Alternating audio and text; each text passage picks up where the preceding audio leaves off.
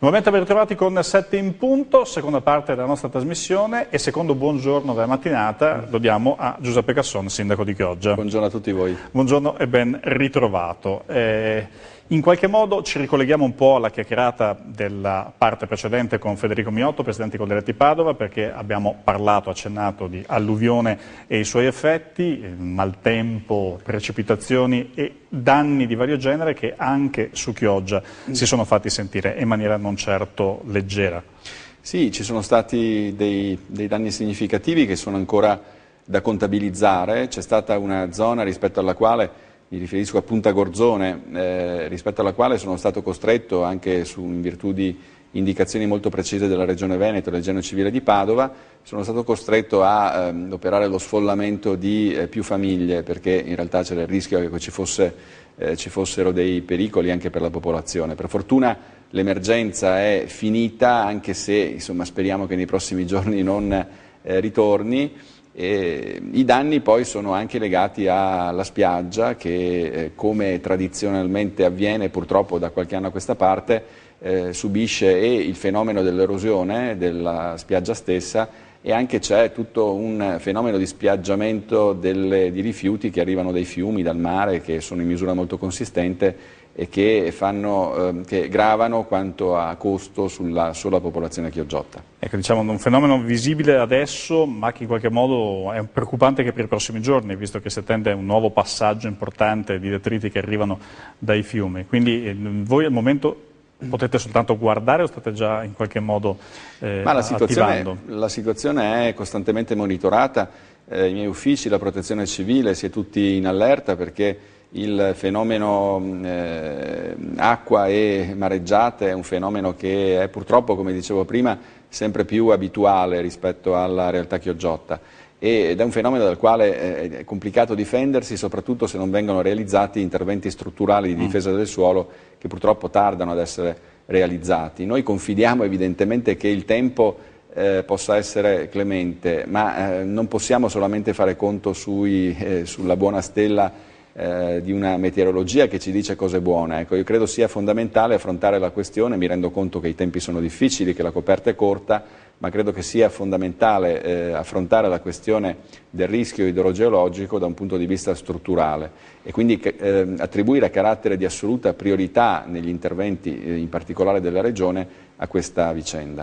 Voi ne avreste anche interventi tra l'altro pronti o perlomeno cantierabili, come si suol dire, che potrebbero essere avviati, ma non partono. Uno ad esempio mi viene in mente molto la diga, una diga a protezione diciamo, della diga a sud. Sì, come dicevo prima, ecco, uno dei fenomeni che più colpiscono il territorio di Chioggia, in particolare di Sottomarina, è quello dell'erosione della spiaggia, un fenomeno che ci accomuna tristemente anche ad altre località turistiche e ogni anno, oramai da più di qualche anno a questa parte, si è costretti ad effettuare quell'operazione cosiddetta di ripascimento, che consente di portare sabbia nei luoghi che mancano di sabbia in forza delle mareggiate dell'inverno, appunto laddove la sabbia manca. È un'operazione che ha un costo elevato e rispetto a questa operazione è possibile realizzare ed effettuare interventi definitivi che nel caso di Chioggia, di Sottomarina, del litorale di Sottomarina, dell'Arenile in particolare sud, è un intervento che è oramai pronto per partire, ma è stato purtroppo più volte rinviato nel suo inizio per una mancata decisione da parte del Magistrato alle acque. Ecco, io credo sia fondamentale, visto che il progetto è pronto, che sono state fatte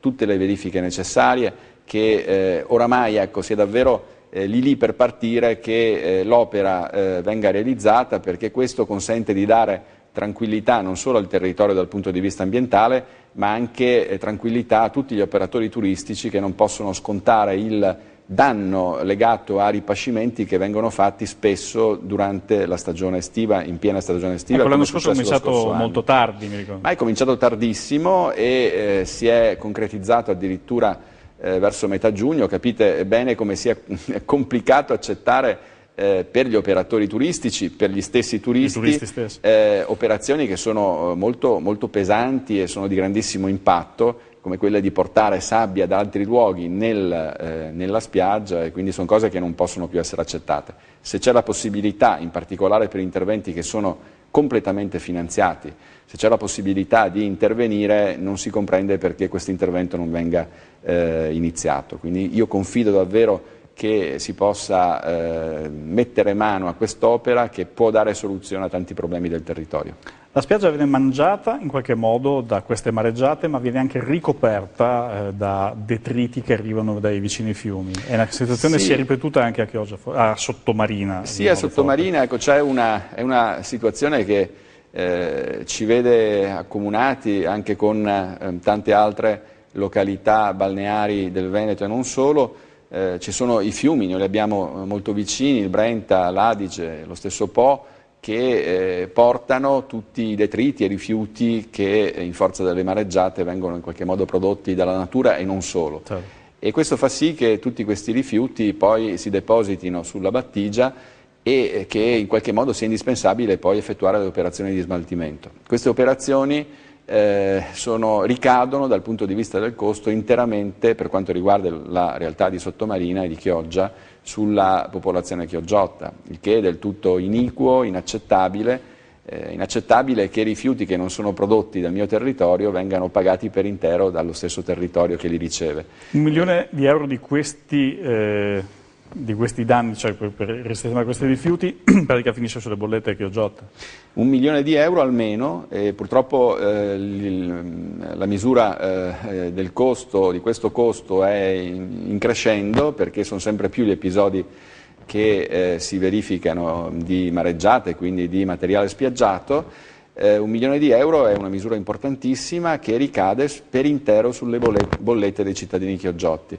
Ecco, noi chiediamo con forza che la Regione Veneto si faccia carico di questo problema e ritorni a stabilire equità rispetto a questa vicenda e quindi eviti l'iniquità di un costo che non deve gravare su chi non produce questi rifiuti, ma deve gravare sulla collettività regionale, secondo noi, con un meccanismo che va evidentemente studiato, ma siamo convinti che sia indispensabile che si arrivi ad una soluzione di questo genere. Questa è un'istanza che è stata, penso, condivisa anche dagli altri amministratori del litorale. Avete parlato con sindaci di Jesolo, di Caorle, di altre città, di altri comuni? Certo che sì, è una bellissima realtà, lo devo sottolineare con grande soddisfazione, quella del coordinamento dei sindaci del litorale del Veneto. Siamo appunto tutti uniti nel combattere battaglie che sono comuni, tra queste c'è anche la vicenda della quale abbiamo parlato poco fa, ma tante altre realtà che ci vedono insieme combattere perché possano essere riconosciuti i diritti di una specificità territoriale, quella del mare e delle spiagge, che tra le altre cose garantisce milioni e milioni di presenze turistiche con un indotto importante. Ecco, sappiamo quanto sia fondamentale il turismo oggi nell'economia complessiva del Paese, lo è anche in riferimento alle nostre realtà, e credo si debba regalare, o meglio attribuire, grande attenzione al territorio che si sviluppa, ecco, vicino al mare, perché questo è fonte anche di economie, di grande di cose senz'altro positive. Ecco. Senz'altro.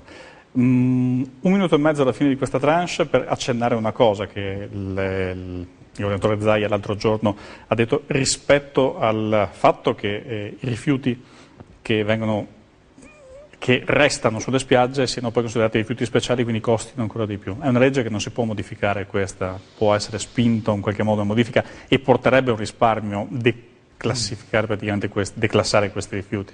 Sicuramente sì, è qualcosa che va fatto, è chiaro che poi si tratta di intervenire normativamente, qualche cosa che richiede la volontà politica di farlo, e sotto questo profilo non c'è dubbio che per esempio non considerare speciale tutto il materiale che per la gran parte è fatto di arbusti, di legname, quindi di materiale che difficilmente anche nel secondo buonsenso può essere considerato come materiale speciale. Ecco, io credo che fare già questa operazione comporterebbe un risparmio per la collettività, in questo caso purtroppo per la sola collettività chioggiota, assolutamente importante.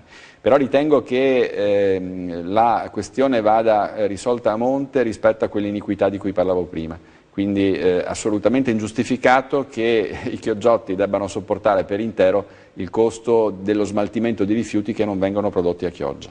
Una tassa veneta o una tassa comunque di percorso, definiamola così, Direi assolutamente di sì. Tra le altre cose è chiaro che il costo dello smaltimento di questi rifiuti fatto gravare per intero sui cittadini chiogiotti fa sì che questi ultimi siano costretti a pagare bollette salatissime. Chiaro che distribuiti sull'intero territorio del Veneto comporta un costo limitatissimo, addirittura irrisorio, quindi credo sia però qualche cosa che riconduca ad equità questa vicenda. Una piccola pausa e torniamo a parlare con Giuseppe Casson, sindaco di Chioggia. Tra poco qui a 7 in punto.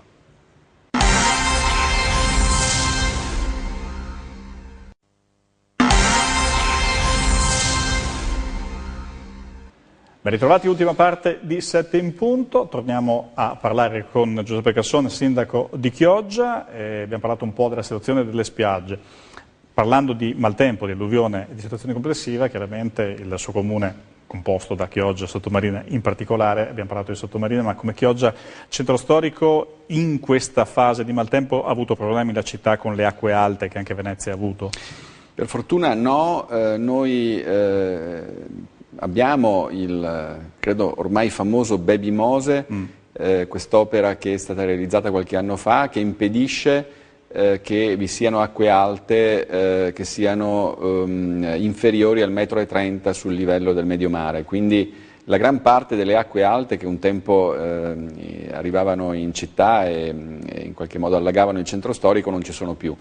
Le uniche acque alte che arrivano a Chioggia sono quelle superiori al 1,30 m, quindi quelle più importanti che purtroppo come lo scorso anno hanno finito per letteralmente allagare il centro storico e non solo, quindi c'è stata una punta di 164 cm, quindi qualcosa di assolutamente eccezionale, però ecco, per quelle noi confidiamo che le opere relative al Grande Mose vengano completate più presto e si possa chiudere il capitolo dell'acqua a Chioggia. Ecco. Questo Baby Mose in qualche modo però ha permesso di dare più regolarità alla situazione cittadina? Sì, assolutamente sì, ecco, è chiaro che si tratta di opera eccezionale, straordinaria, non sufficientemente celebrata nella sua importanza perché ecco, oggi non c'è l'acqua e quindi si dimentica il fatto che il non esserci l'acqua sia determinato da quell'opera eccezionale come dicevo prima. Ecco. Però ripeto, ecco, è stato qualcosa di assolutamente straordinario per la città perché prima si andava sotto acqua una quindicina di volte all'anno, oggi solamente 2-3. Abbiamo detto Sottomarina, ma Isola Verde ha problemi comunque sempre di erosione? Sì, assolutamente sì. Ecco, c'è una cosa assolutamente positiva ecco, rispetto alla realtà anche di Isola Verde, così come per quella di Sottomarina di cui parlavo prima, cioè due progetti che sono pronti per partire, è finanziato solamente il progetto di Sottomarina, manca il finanziamento per quello di Isola Verde, si confida che anche per quello si possa arrivare ad una soluzione rapida dal punto di vista dell'individuazione delle risorse. È chiaro che con questi due interventi, che sono peraltro molto importanti, ecco, il primo interamente finanziato dell'importo complessivo di 6 milioni di euro, quello di Isola Verde richiede purtroppo un impegno maggiore di spesa, circa 30 milioni di euro. È chiaro che con queste opere si potrebbe dire addio al tema dell'erosione che purtroppo affligge, come dicevo prima, ogni anno la spiaggia di Sottomarina. Io voglio sottolineare il fatto che la questione va posta sotto il profilo della difesa dell'ambiente, della difesa del suolo, prima ancora che della tutela degli interessi degli operatori turistici e dei turisti stessi che popolano la spiaggia. Realizzare queste opere significa difendere il territorio, difendere il suolo, difendere l'ambiente, quindi è per questo che va data assoluta priorità alla realizzazione di queste opere. Anche perché sono spese continue quelle di ripascimento. Sì, sono spese continue, quindi non dare soluzione definitiva a questa situazione significa dire ogni anno spendere del denaro pubblico del tutto inutilmente, perché poi sono milioni di euro che vengono buttati letteralmente al vento, perché ad ogni mareggiata successiva al posizionamento di questa sabbia, la sabbia stessa viene portata via. Allora non realizzare queste opere essendo pronte per partire, in particolare l'una è interamente finanziata, significa in qualche modo vanificare anche gli sforzi legati al risparmio di spesa che noi uomini pubblici cerchiamo di fare costantemente. Ecco, diventano soldi buttati via, qualcosa che non ci possiamo più permettere. Soldi, si diceva che il Comune di Chioggia ha, o meglio avrebbe, e sono fermi. Col patto di stabilità come siete messi quest'anno? Mi consenta di dire, è una situazione paradossale, una situazione contro la quale io voglio combattere e continuare a combattere come sto facendo da 2 anni a questa parte, da quando sono stato eletto. Ho disponibili nelle casse del Comune 50 milioni di euro e non li posso spendere. Sono 50 milioni di euro che si riferiscono a finanziamenti, a vecchi finanziamenti di legge speciale che non sono stati spesi, se vogliamo con responsabilità politiche di chi non li ha interamente utilizzate, ma che comunque sono presenti nelle casse del Comune. Mi sono stati dati alla città questi soldi con la finalità di salvaguardare il mio territorio considerato dal legislatore nazionale, il legislatore della legge speciale per Venezia e Chioggia, considerati per la finalità di salvaguardare appunto un territorio considerato fragilissimo, perché è sull'acqua, perché appoggia sull'acqua e merita quindi interventi speciali di sostegno al territorio stesso. Ecco, quindi io trovo inaccettabile che se il legislatore nazionale, che considera la questione della salvaguardia di Venezia e di Chioggia una questione di preminente interesse nazionale, trovi inaccettabile che mi dia quelle risorse per salvare il mio territorio e non mi consenta di spenderle. Sono tante le opere che debbono essere realizzate in città, opere di difesa del territorio, opere di sostegno anche economico al territorio, e io sono impossibilitato a realizzarla. Ecco, io chiedo con insistenza, con forza, faccio spesso dei viaggi che definisco della speranza a Roma presso i vari ministri, spesso ne torno disperato, ecco, senza speranza, perché le risposte sono quelle solite, ma io credo che sia una battaglia che vada condotta, perché è una battaglia di giustizia. Trova fondamento nella legge, ecco, non richiedo in alcun modo il riconoscimento di un privilegio per il mio territorio, chiedo solo che venga rispettata la legge e quindi quanto in quella legge speciale viene detto. Questi viaggi della speranza, come abbiamo definiti a Roma, sono più spesso in solitaria o anche a volte con Lanci, con altri colleghi, insomma, che condividono questo tipo di richieste? Ma io questa richiesta l'ho rivolta un po' a tutti, ne ho trovato anche riscontro, perché per esempio, ecco, lo scorso anno sia il Ministero dell'Ambiente che il Ministero dei Beni Culturali mi hanno dato ragione nel merito. Ecco, mi hanno detto: guardi, caro Sindaco, la battaglia che lei sta conducendo è una battaglia giuridicamente ineccepibile, e peraltro i numeri non possono darle ragione in questa fase storica così delicata. Ecco, io chiedo che la politica si faccia carico del rispetto del diritto. Siamo in uno Stato di diritto, uno Stato che il diritto lo deve rispettare, e credo che sotto questo profilo sia inaccettabile che mi venga detto che giuridicamente ho ragione, ma che non ci sono i numeri per poter dare riscontro al diritto stesso. Ecco, io credo che venir meno al rispetto delle proprie leggi da parte dello Stato sia qualcosa di assolutamente inaccettabile e che metta seriamente in difficoltà le fondamenta stesse dello Stato nel quale io continuo a credere. Parlavamo prima del Baby Mose e ha accennato ai lavori del Mose grande, diciamo, che deve completarsi, anche questo va appunto per finanziamenti o altro un iter un po' più lungo. Ha pesato in questi anni su Chioggia? I lavori non sono vicini direttamente, ma in qualche modo ne avete risentito in qualche modo? Ma non c'è dubbio che sì, ecco, sono stati lavori importanti che hanno appesantito tutta la realtà e la zona che insiste su Rivavena. Penso a tutto il settore commerciale, i commercianti, i vari negozi che evidentemente hanno subito pesantemente il carico di lavori che sono durati per molto tempo. Ecco. È chiaro che si è trattato di un'opera storica per la città e rispetto a quei sacrifici per i quali io personalmente da sindaco ringrazio questi commercianti e tutti coloro i quali hanno sofferto, ecco, per l'esecuzione di questi lavori. Credo che quei sacrifici siano stati comunque ripagati rispetto ad un'opera che consente anche a Rivavena di non andare sotto acqua in tantissime occasioni. Non c'è dubbio che il tessuto commerciale della città stia soffrendo in modo importante. Anche sotto questo profilo voglio ricordare il fatto che la stessa legge speciale per Venezia e Chioggia dice una cosa molto significativa, dice cioè che va assicurata alle realtà di Venezia e di Chioggia da parte dello Stato, ed è un impegno che lo Stato ha assunto, la vitalità socio-economica di quel territorio, riconoscendone la sua fragilità sotto ogni profilo, non solo dal punto di vista strutturale. Ed è per questo che io sono convinto che sia indispensabile che quei sostegni ci siano, non solo per realizzare opere strutturali, ma anche per sostenere un territorio che altrimenti rischia di, così, non dico di morire perché è una realtà molto viva, ma è chiaro di vedere limitata la sua vitalità. Allora io chiedo davvero che quella legge venga rifinanziata al più presto, pur consapevole delle difficoltà nelle quali vive la dimensione pubblica, ma credo che questo significhi rispettare semplicemente da parte dello Stato le sue leggi. Un'ultima cosa, con riferimento proprio a questa ultima parte nella quale facevo riferimento alla legge speciale, nella parte in cui dice che lo Stato vuole assicurare la vitalità socio-economica del mio territorio. Il venir meno del Tribunale è stata una ferita tuttora aperta, direi apertissima, rispetto a un territorio che è isolato come quello chioggiotto.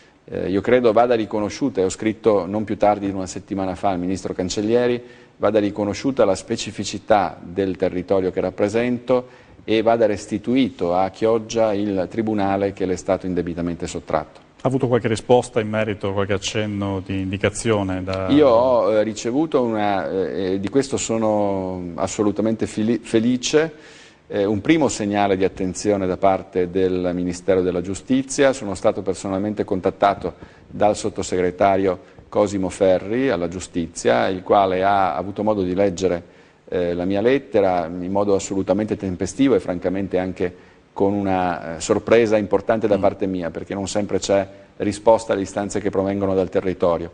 Lo incontrerò nei prossimi giorni e avrò modo in quell'occasione di rappresentare le ragioni di diritto che direi non suggeriscono, impongono una soluzione che faccia tornare il Tribunale a Chioggia. Domanda, pensando appunto a telegiornali regionali o triregionali tipo il nostro, ha fatto più rumore quella di Bassano con manifestazioni con altro, per Chioggia qualcosa si è mosso, si pensa a manifestazioni di questo tipo, forse con qualche voce in più o urlo in più, diciamo, si può essere sentiti meglio? Ma per Bassano si sono mossi, diciamo così, i pezzi grossi della politica regionale, Zaia in prima battuta. Ecco, io non voglio negare evidentemente dignità alle battaglie dei miei colleghi e anche di politici importanti che sostengono il permanere in vita di tribunali rispetto ad altre città. Io credo che per quanto riguarda Chioggia si tratti solo, come dicevo prima, e unicamente del rispetto della legge. Io voglio ribadire il fatto che la mia non è in alcun modo una battaglia di campanile, non è la battaglia legata così al permanere di qualche cosa che per ragioni di spesa non è più giustificabile rimanga. È una battaglia, ripeto, legata al rispetto della legge, per di più in una situazione come quella chioggiota che, si noti bene, non comporta a carico dello Stato alcuna spesa. Con questo io vorrei aprire brevissimamente il tema dei tagli lineari. Ecco, con riferimento ai tribunali si è realizzata l'operazione classica dei tagli lineari, di quelli cioè che debbono spazzare via tutto senza andare a verificare se nello specifico vi siano situazioni che meritino tutela speciale o considerazione speciale rispetto alle vicende particolari che riguardano quei territori. Ecco, non è stato fatto con Chioggia, non si è considerata la realtà particolare e specifica di Chioggia, si è dimenticato il fatto che non ci fosse una legge che dice determinate cose. Ecco, noi chiediamo semplicemente che i tagli, se ci devono essere, è giusto che ci siano fatti in modo mirato e non indiscriminato, così come è successo rispetto a questa vicenda. Chioggia è scesa recentemente sotto i 50.000 abitanti, giusto? Sì, di recente... Si sta spopolando o è una cosa... È un dato significativo e che va valorizzato in rapporto a quanto dicevo prima. Uno degli obiettivi della legge speciale, chiedo perdono se ritorno sempre su questo tema, ma è centrale, focale rispetto al mio territorio, anche quello di Venezia, ben inteso. È proprio quello legato alla necessità di sostegno rispetto a territori che, se non sostenuti sotto varie forme, rischiano lo spopolamento. Nei lavori parlamentari che hanno preceduto il licenziamento di quella legge si parlava proprio di questo e si diceva che la garanzia che lo Stato assumeva di un sostegno socio-economico a quel territorio, ai nostri territori, era finalizzata anche a questo, all'evitare che quei territori isolati e in qualche modo lontani anche in termini di collegamento da tutto potesse comportare, ecco, lo spopolamento della città stessa.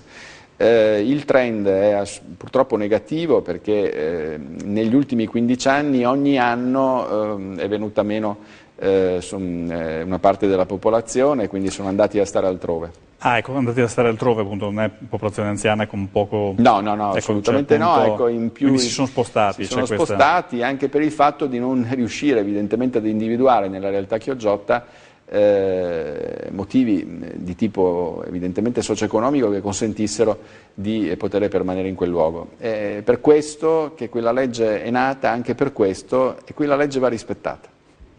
Sotto i 50.000 c'è anche previsto un taglio di parte degli emolumenti agli amministratori? È previsto un taglio perché si è passati dallo scaglione che ricomprende gli abitanti tra i 50.000 e i 100.000 e quello invece tra i 30.000 e i 50.000. Ma questo è effetto immediato o è una... Ha effetto sostanzialmente immediato e questo, ecco, potrebbe essere considerato un dato che riguarda gli amministratori e quindi di nessun interesse per la collettività. La domanda è proprio questa, non è che si può, visto che si parla di spopolamento, anche spopolare progressivamente anche la parte di chi si vorrebbe in qualche modo candidare? Cioè, ma non c'è dubbio, ecco, l'indennità ha lo scopo di compensare in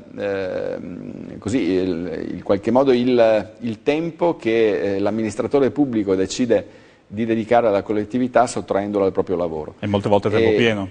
E molte volte tempo pieno, ed è proprio questo il tema. Ecco, molti dei miei assessori che avevano scelto il tempo pieno proprio perché fosse possibile dedicarsi completamente alla collettività, io li ringrazio molto perché sono tutti molto impegnati con pochissime soddisfazioni e pochissima anche riconoscenza per molti aspetti da parte della popolazione, perché sono tempi nei quali le difficoltà incredibili che viviamo tutti i giorni non consentono di dare le risposte che la città vorrebbe e anche che meriterebbe in termini di lavoro e di interventi vari che purtroppo, a cominciare per esempio dalle strade, è complicatissimo da rendere concreti.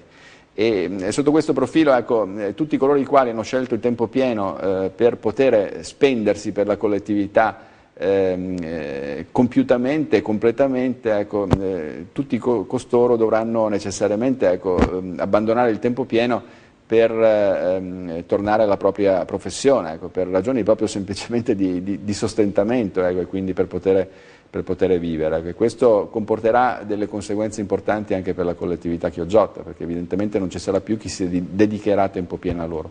E questa è appunto un'altra delle indicazioni, la visione sostanzialmente che bisogna dare a questa notizia. Sindaco, un minuto circa ai saluti. Per l'ultima cosa che leggevo proprio l'altro giorno, il fatto che ci sono, a proposito di manutenzioni, anche parecchi portici, parecchie zone insomma, del centro che in qualche modo stanno cedendo cosa. Anche questo fa parte delle manutenzioni che difficilmente si riescono a attuare. Ecco, questa è una, invece posso dare una notizia in controtendenza rispetto a quanto diceva lei ora. Sono iniziati finalmente i lavori di riqualificazione del centro storico e tra di essi vi saranno anche i lavori di riqualificazione dei portici e di varie realtà del centro storico con la sistemazione di tutte le zone ammalorate della pavimentazione Quindi una serie di interventi che sono significativi, importanti, che si rendevano necessari per poter dare anche dignità ad una realtà che è meravigliosa, mi si consente, io sono innamorato della mia città da sindaco, ma lo devo dire, è una realtà bellissima e credo meriti anche di essere tutelata dal punto di vista strutturale e architettonico. Quanto siete riusciti a investire su questo tipo di interventi? Sono circa 2 milioni di euro, tra altre cose riuscirà a partire finalmente, dopo 24 anni di attesa, a brevissimo il lavoro di ristrutturazione e riqualificazione di Palazzo Granaio, che è il palazzo che è immediatamente adiacente al Palazzo Municipale, un palazzo storico del 1300, un palazzo meraviglioso, ecco, che merita assolutamente di essere sistemato. Non si è riusciti a farlo fino ad ora per un'infinità di difficoltà legate alle classiche vicende dei restauri di palazzi storici, però insomma finalmente dovremmo partire e questa è una buona notizia per la città e quindi dovremmo restituire a Chioggia le sue bellezze, ecco, le bellezze di un centro storico che è meraviglioso. 24 anni dopo, ma l'importante è il risultato, come diceva. Assolutamente sì, ecco, io confido di essere il sindaco che potrà iniziare e completare questi lavori. Grazie dunque a Giuseppe Casson, sindaco di Chioggia, grazie per essere stato con noi questa mattina. Grazie a voi davvero. E grazie a voi per l'ascolto, vi ricordo il prossimo appuntamento informativo della nostra redazione, ovvero il TG7 Nord-Est delle 12:40. 7 in punto, torna puntualmente domattina alle 7. Grazie a voi, buona giornata.